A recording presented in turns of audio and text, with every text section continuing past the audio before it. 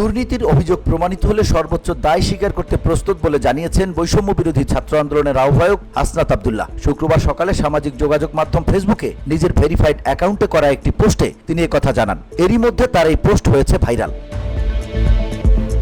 আরাফাত রহমান নামের এক ব্যক্তির দুর্নীতির বিষয়ক পোস্ট শেয়ার করে হাসনাত লেখেন, কোথাও দুর্নীতি করলে সেটা নিশ্চয়ই নথি, ভিডিও, অডিও কিংবা কোনো ব্যক্তি নিজে সাক্ষ্য দিবেন।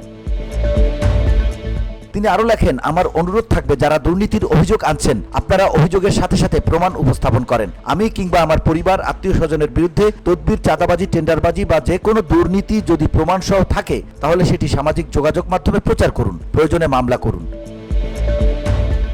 শেষে তিনি বলেন, অভিযোগ প্রমাণিত হলে সেটা যদি 1 টাকার দুর্নীতিও হয় আমি সর্বোচ্চ দায় স্বীকার করতে প্রস্তুত।